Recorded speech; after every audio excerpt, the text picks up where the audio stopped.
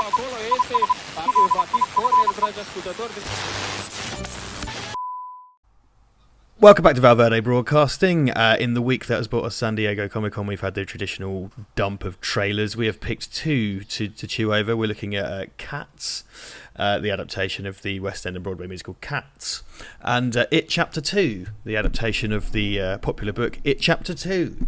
I'm joined today by Duncan Casey, who's also seen both things. We're cramming two in today, so each one's going to be a bit shorter. We're going to start with Cats, largely because I watched this last night and was thrown into kind of disturbed hysterics and felt like I had to discuss it with someone on a public forum. So, Duncan, what do you feel about the trailer for Tom Hooper's Cats?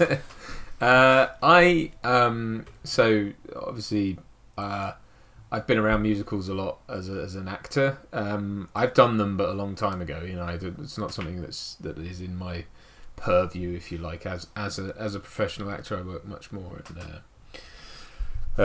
what would be deemed straight plays or drama or whatever, comedy on film, but I don't tend to do musicals.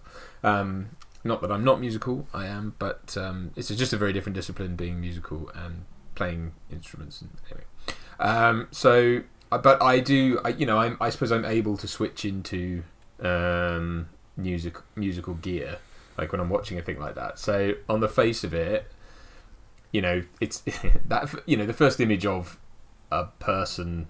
It almost had the kind of Sonic the Hedgehog look to it. I mean, that's a comparison that's being made. Right. Okay, fair enough. Yeah. But again, once you sort of click your brain over, and I have to say, like, the overall tone of the trailer and the overall feel very much has that kind of the Hooper Les Miserables with kind of a almost Moulin Rouge type vibe. It's like, it's all right. It's all right. Look, if you have to adapt that stage play as a musical rather than have, because the other thing to do would be to have like CG cats, like actual cats, which wouldn't work either. So I mean, it's weird. Don't get me wrong. I'm of the opinion they've failed to split the difference. That's why I think this is funny. I think they failed to, because it's neither thing. Right. It's it's a combination of motion capture and costumes and human faces, and there's just something profoundly disturbing about Judi Dench's face floating around on this kind of mutated Furby. I mean. Well, okay, so for my part, look, I don't really do musicals. It's not really my thing. I know, for example, Brad Watson, our friend and colleague, he's a big fan of Lloyd Webber and musicals and the such like. Adaptations of West End and Broadway musicals, which are, let's face it, the same thing, essentially have been vastly successful in the last few years. This is something where Tom Hooper has form, obviously, with Les Mis. As a director, I liked The King's Speech. I liked that as a movie, but I don't really do musicals. So this is way out of my purview. I think I was totally sideswiped by it because I didn't know it was coming, and B, just look at it. I'm sorry, but God bless you for taking a positive spin on this, but this is just a big throbbing bag of what the glue sniffing Christ you're trying to say to me right now. Like, it's just the weird failure to split the difference between the two looks. Because I've got a kind of a bit of a concept of the musical Cats, and I know that it's kind of people in cat costumes, and I get that, and that is what that is, and I know what you're saying as well. You could have the other end where you've got CGI cats running around, but this is kind of this strange halfway house that there are, the groins of furries the world over were set aflame last night with the drop of the Cats trailer. Yeah, I can imagine that. But I suppose from my perspective, like, I know, like, you're always dealing in a realm when you're talking about musicals, and this is one of the things that I don't want to say puts me off, because that makes me sound like I'm anti-musicals or something. But as a performer myself, I know that I need to make a certain, I don't know. For me, it's just not the realm I feel most attuned to as a performer. But I know that the way that musicals work, because I have a lot of friends who big into that, and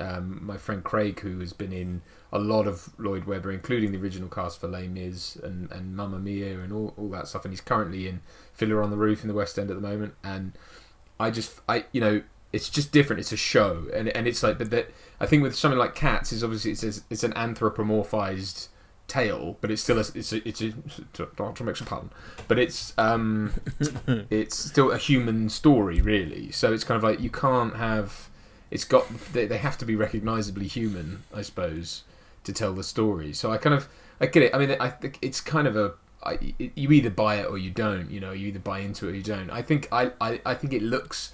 I know what you mean about the characters and stuff, and obviously you've got Surrey and McCallum, and then it's like, Toby Hooper finds mum and says, "I'd like her to play a cat." But I'm not a cat. That's yeah. Sir, cat, you shall not pass. Sir. But that's. But that's you just have to get. It's like Les Mis is a tale fraught with tragedy and all sorts of stuff. But it's like it's told through the lens of music, and it's kind of like you're either into that or you're not. I mean, I'm in a way I'm not. That again is why I sort of struggle as a performer with it, because I don't really. It's almost like this thing that gets in the way of a truthful performance. It isn't that. I know it's not that. I think it's just the way I work. But I know that you can make it truthful and you can make it utterly like engrossing and stuff. I think as an audience member, I tend to shy away from it as well on film, because I feel film is a much more intimate medium than stage. I think it works better on stage because you're dealing with a sort of a razzmatazzy type medium, and you're also it lends itself, because obviously stage performing is bigger and larger, so therefore and also an audience is there and they understand they're not looking at something that's supposed to represent real life, so they're kind of like, well, it doesn't really matter that you're watching people running around in leotards and with tails pinned on them. And I suppose that's the odd thing of the translation to film, is that all of a sudden there's this weird kind of almost ghoulish need to make them look real, yet at the same time human. So it's... I think that's the thing, man. Honestly, I think if they'd taken it this is the problem. I think if they'd done it one way or another, we wouldn't be having this discussion. Yeah. Because it's I can't remember, somewhere in the press it was referred to as an abomination. Oh, that's harsh. That's harsh. I don't think it's an abomination. But it is just like, I mean, these cat monsters, this is the thing, these cat monsters in that film, I don't know, they're not the kind of, I don't expect them to sing kind of involved songs about love. I expect them to sort of drag me down into a sewer and drown me in urine or some whatever nightmarish. Because just looking at them, it's just like, ugh. Like, sort of the main actor, who's, it says, and introducing, so I assume she's new. Loads of people with belting voices, of course. I'm not knocking the performances here. And I believe on Les Mis, all the singing was recorded live on set. And I'm going to assume that's a similar thing here, because Tom Hooper again. But she seems to be in just a costume. Whereas a lot of the others have their kind of faces posted. I like Rebel Wilson, that looks like her face in the middle of a... It's the human face emerging from fur. You ever see where someone like photoshops a human nose onto a dog and stuff like that? It looks like... But is it... It's got this kind of boggling quality that I don't... I mean, I would rather... if they made this 30 years ago, they would have all been in cat costumes, and that's something we've all come to accept culturally, because that's what's done in the West End. It's the need to have them as this kind of... Again, it's a failure to split the difference, and it's kind of set the internet burning because it's just so bloody weird to look at. It looks like the kind of film where if you're trying to say this is some sort of reality, like, did a meteor crash with a into Battersea Dogs Home? It's a meteor that, which also homes meteor cats. That crashed on a bit of string. That then a ball of string crashed into the earth and then aliens with the giant laser pointer came. Yeah. But no, I hear you. I think I really do think, though, just the general mood and the atmosphere of it does seem to capture the play very well, and the music and the general performative stuff. And the have you seen the play? Because I put my hands up in that I have not seen the play. Many years ago as a child, so it's not one I remember terribly well. But it's performative. I mean, it's. Don't forget, this is performative art in the sense of it's interpretive. Obviously, people dance, and it's not. I get that as well. I mean, the main cat, whatever her name is, there's lots of kind of balletic movement and stuff in it, and I get that. I get that it's performative. I take issue with the design of the characters. I think if you swap this out, and it's much like the kind of Sonic thing in that it's like, it's like, because I'm looking at, for example, Judi Dench is wearing like a fur coat, but it looks like the fur coat's meant to be part of her body. Yeah, that's And it's just like, is that a big flap of skin, or is she just? I guess she's just wearing. I don't think you're just not supposed to ask. I mean, it's all part of it because they also, some of them, obviously, like Idris Elba's character, is he Mr. Mustafli? I don't know. I can't remember. I don't know. I mean, I don't know if I declared that at the start, but I don't really go to musicals. It's not my bag. I like things like the Blues Brothers, for example. I like, but that's just kind of, well, it's not just anything, but it's a load of kind of famous soul and R&B and blues singers coming out and doing bits, and there's a couple of standards in there. It's not really a musical in the sense that it's not that the story isn't told through the music. I mean, it is in a way, but it's no, it is in a way, but not. Yeah. It's very much a film first, I think. I slagged off Andrew Lloyd Webber in front of in front of Brad, and Brad was not having it. But I found I went to see Phantom of the Opera with my ex-missus ages ago, and I just hate in Andrew Lloyd Webber musicals that they sing such superfluous stuff. I'm going to the shops to buy some cheese and maybe some cigarette papers, and it's just like, I get all the kind of big stuff, but when it's I'm going to walk over there, I hate all that. I find it interminable, like 9-minute songs about love or whatever, and on top of all the kind of stage direction in lyric, I hate that. That's my problem. Yeah, I mean, he's sort of credited with creating the sort of drama / tragedy musical, because before that it was largely comedy. There was an element of levity to it. Not always, but it's kind of that was more in the wheelhouse or whatever of opera. That was not. Yeah, right. It's more operatic, definitely. So, I actually take your point, and I agree. I mean, for me as an audience member, generally speaking, I struggle. It's difficult. I don't seek it out as a thing because I generally, especially on, this is the delineation I suppose I would make, is that on film I struggle to buy into it, into the emotional side of it all. Whereas seeing it in the West End, like when I saw Craig in Fiddler on the Roof for my birthday, actually. It was spellbinding and wonderful, and all the performers in that were utterly brilliant, and the smaller moments in it that weren't in song were heartbreaking, and all the stuff they should be, and the levity was there, and the dancing was fantastic. So it was a show, but it's a show, and that's a different thing to. And the thing is, when you've got to put a camera there, and then you've got to suddenly sort of create a world in the camera that's. I actually looked at this trailer and thought that looks pretty good. Like, as far as it has this, the world looks good, and the movement, the lighting's really nice. It's Danny Cohen doing this one. Actually, I should check that out. I'm going to check that out while I'm talking to you. I mean, there's a rich history of musicals on film, of course, and quite a lot of them are designed for film, particularly in classical Hollywood as well. There's a lot of musical stuff. Singing in the Rain is one of the first great kind of self-reflective Hollywood films, and I do like that film.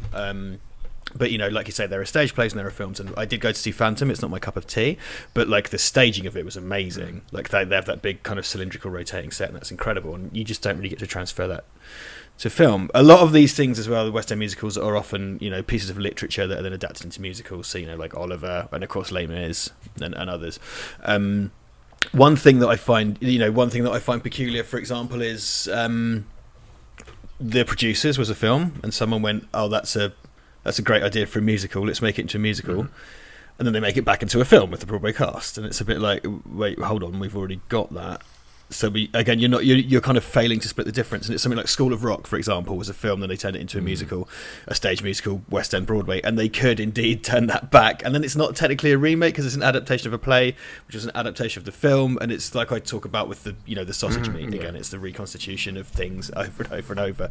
And it's just like, why would I want to watch? I really like The Producers. Why would I want to watch a 2-hour 40, and that's the thing, they were bloody long as well, so like a 2-hour 45-minute version. I'm sure it's very funny. I haven't watched the remake, if you want to call it a remake, the Matthew Broderick, Nathan Lane film version of The Producers. And I haven't been to the play, but I'm already familiar with it. It's a kind of strange cyclical thing, and again, a lot of Lloyd Webber stuff is based on classical literature or whatever. I think is Cats like a T.S. Eliot thing? I don't know. I don't know. Yeah.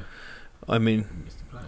Yeah, okay, but you know, it's this kind of cycle of things, and I get that, but I just I just watched this trailer and I was just like, it is okay.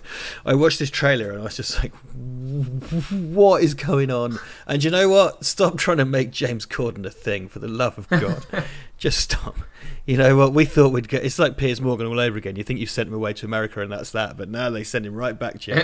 Yeah. Well, yeah. I mean, again, this is it's not. You know, this isn't the kind of movie that I would typically go out and watch, and I utterly take your point. I mean, I'm looking at a still of it now with James Corden, and there's like the milk bar in neon behind him, and it's obviously an all completely CG world. You know, in the vein of Avatar, I suppose. I mean, and that's another difficult one because you're looking at sort of Sigourney Weaver as a blue alien, and it's kind of like, but then that's part of the story. You know, that's part of what we're buying into. And I mean, it's the degree to which we're going to be asked to buy these as for what they are. I don't think that'll ever obviously come up. I think it will just be, oh, they're cats, and that's it. And just, you know, and you'll just have to roll with it or not. And I suppose it will come down to the strength of the performances and the staging of everything as to whether or not this sinks or floats. But it looks to me to have a sort of very what's the word, like it feels like it does capture the kind of whimsy or the you know the feel of the musical, albeit in a, you know, to most movie going audiences, I think they'll look at that and go, the fuck what? Not to say, you know, not to swear, but yeah. But I'm down. I like it. As a play, I seem to remember liking it, but it's been a while. So yeah. But you're a kind well, man. I'm no Brad Watson. But, you know. You're no Brad Watson. Yeah, I think it looks bloody ridiculous, and I really feel they've made some big missteps creatively. Yeah, you know, full disclosure, musicals aren't my bag, so what do I bloody know? It's just sort of seeing famous actors as cat monsters. This is the thing. The Avatar things were Navi or whatever they're called. They're alien creatures. This is supposed to be a cat, but also a person. Yeah, I know what you mean. Alex Ewing, long-time follower of the show, said on Facebook that at least now the Dark Tower will be the least embarrassing thing on Idris Elba's resume, which helps us segue nicely into Stephen King adaptations. Do you see what I was going to use as a segue is whether or not what scared you more, the cats or the... Definitely cats. Oh, right. Absolutely cats. Absolutely cats is way scarier. So right, let's get into it. Chapter 2. So we're both kind of Stephen King fans historically, aren't we? Going back, yeah. I don't not read much of his new stuff, but I read all of his books when I was a kid. I think we've both watched the Pennywise, watched the original. I say the original, but you know the Tim Curry adaptation. Mm-hmm. Read the book. I liked the first chapter of it very much. I did not find it scary whatsoever, but as I described at the time, I was in an auditorium full of teenagers who were having the time of their life getting their kind of socks scared off, and I thought, yeah, New Line Cinema, it's what they've been doing for years, this is what it's all about. I enjoyed it as a kind of spooky horror story, but it didn't scare me, but who cares, I had a good time, and I'm very down for part 2, and I quite enjoyed the cast they put together for it based on the first film, because it creates that challenge of, you know, aging up a cast. They're all movie stars now, of course, and it's also nice to see someone embark upon a thing, call it part 1, and actually get to make part 2, which seems to happen less and less. Yeah, the thing I will say about part 1 for me, that I think the thing they got absolutely right was to view it through more of a Stand By Me Spielberg-y kind of lens, you know, and that it's more about the banding together of a group of kids and the horror element, you know. I mean, in the same way that Spielberg uses horror in things like E.T. and all that kind of stuff, it was more in that vein, I think, like more like Goonies type thing, where it's like the horror, you know, wasn't too. I mean, and I would agree with you. I mean, it didn't scare me really. The trailer and the atmosphere of the lead up to it scared me more than the actual film, which is a shame. But I still thought it was an absolutely great adaptation and a very hard one to do justice to, and one that I think it's taken a long time to get off the ground for them, because I think it's been something that they've wanted to do for a long time. So yeah, absolutely, I thought it was. I really enjoyed that film, and I'm really excited to kind of see what they do with this. Yeah, I mean, I'm enjoying the look of the cast. I've never seen Mama, which the director and the Muschietti, which I probably horribly butchered. He made that, and that got a lot of kind of truck, and it was based on his own short, I believe. And it's written by Gary Dalberman, who did Annabelle and Annabelle Creation and those, which I've not seen any of those either. So I'm not really in any position to. So the first Annabelle comment. in the cinema was the second date I ever went on with my wife. Oh, is that right? Oh, good job. Well, thank them, because she didn't leave you on the basis of that film choice. Well, no, she chose it. You didn't leave her on the basis of that film choice. I didn't mind it, actually. I thought Annabelle was alright, but that's Well, is it kind of the spooky doll? It's the doll, yeah. I believe it's from the Conjure. It's an offshoot of the Conjuring films or something. Oh, right. As is the Nun Okay. Well, yeah, I get that. I think that's. I see. Yeah, I've managed to miss a lot of this modern horror stuff. Just sort of washes over me. Yeah, me too.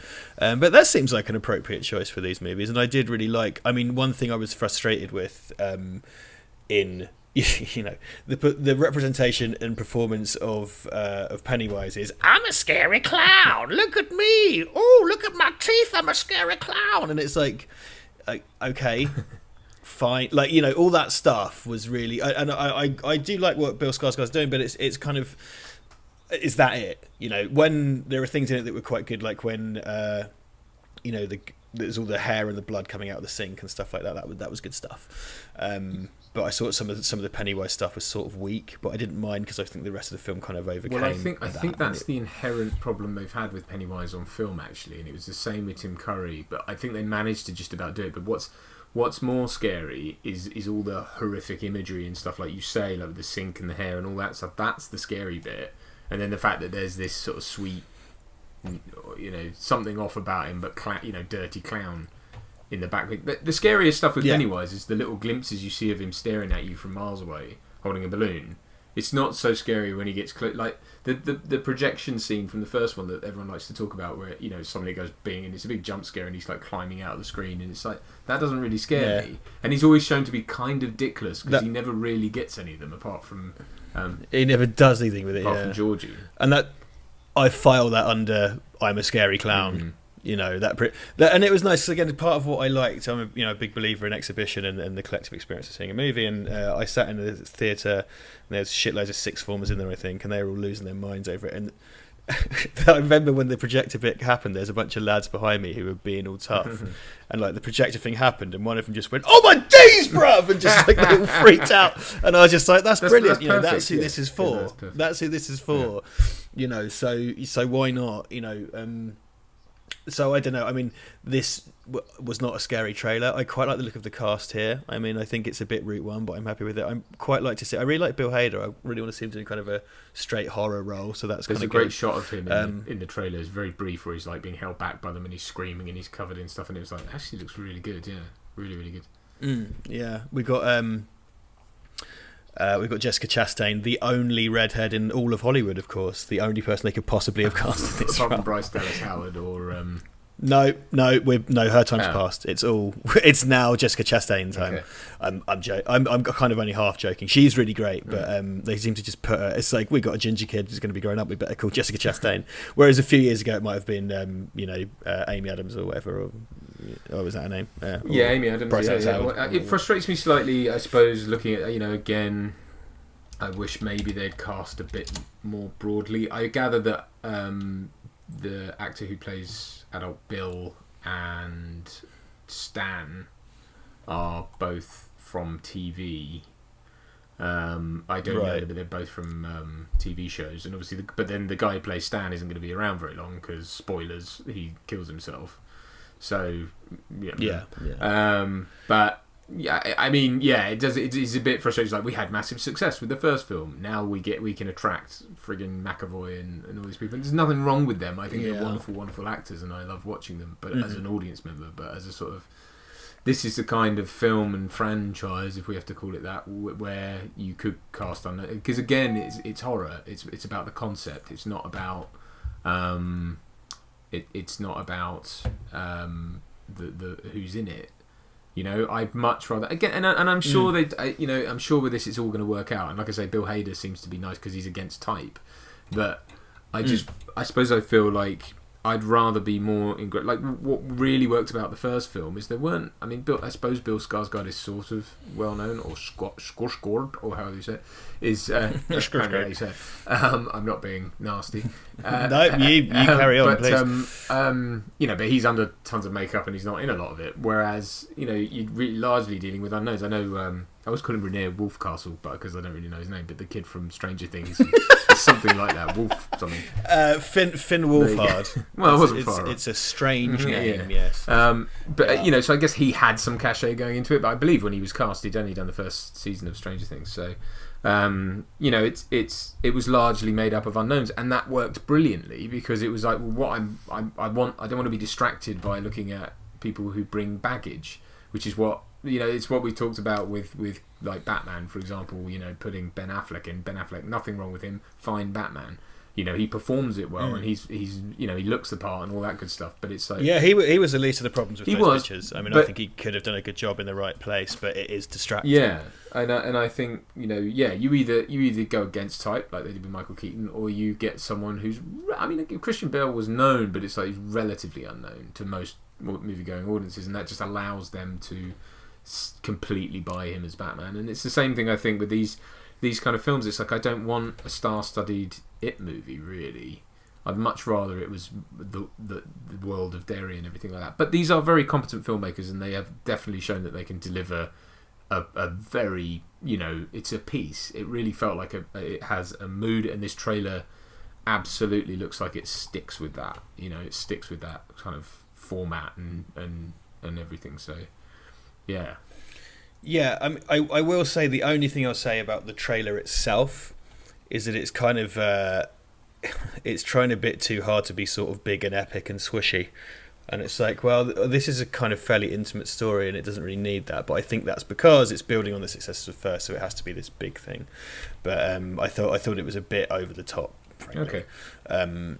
But that's just a trailer, and trailers is as trailers does, so that is what it is, and it's designed to get asses on seats. So when you say that, though, I mean, what do you mean about like big and over the top? What, because there's big public stuff? It's the music mostly, right. Not the imagery. It's just like it's the whole tone is like, "Bwam! The big thing is happening." It feels like it's the style of something like Lord of the Rings or a big kind of fantasy epic. The music and the kind of styling of the trailer. That's all. Not the film itself. And that's the magic of editing. You can do whatever you want. When you edit something. And I just felt, it's not the way I would do it, but I don't do that. I make corporate films and temp in bloody car dealerships. So well, not for long. My friend, not for long. not for long. I take that point. I suppose I want to be. Bearing in mind it's a trailer, so it's designed to kind of G us up, and it has become a mainstream thing. I mean, I take your point because I always felt that Stephen King books, though they are he's one of the most prolific writers there are and biggest sellers worldwide. They still felt kind of like they were written for you in a weird way, and I kind of translating that to film, I think, has always been a bit of an issue, especially when you're going into sort of big budget mainstream stuff, because as you say, you have to put that veneer of Hollywood on it, and then you kind of loses something. Obviously with this book, and there's particular scenes that people have often talked about, or one in particular that cannot be put on film. And anyone who's read it will know what we're talking about. And there's lots of other stuff as well in it that just doesn't work as a in this medium. But I think, again, if you're going to translate that story to film, and you've got 2 films to do it in, they've apparently talked about a 3rd film now, which would be the origins of Pennywise. And you go, no, too far. Like, finish it. End on a high. What's that even going to be? Well, that final shot of the trailer where it's Bill Skarsgård and he's in sort of. He's clearly in the past, and it's like, oh, this is the origin of Pennywise. It's like there is no origin. It's like he was a freaking just evil thing that landed here before time began, and his turtle enemy was chasing him, and it's like that's it. His turtle enemy. That's the madness of that book compared to the film versions. It's just like fucking so crazy. But anyway, that is that. I mean, I think we'll both go see it, For right? sure. I want to see it. I rather enjoyed the first one, so be remiss not to go check out the sequel. I reckon that's about it for that, mate. I'm going to end this, unless you got something you want to say. I don't know why I'm doing this accent. I've been around the fens, you see. I was in Littleport yesterday. I've been in Dry Drayton. You just go to our later Down for the rest dry of the day. Drayton, bah. Dry Drayton. Here's a lot of Fens bants for those you still here. There's some East Anglia Fenland bants for you.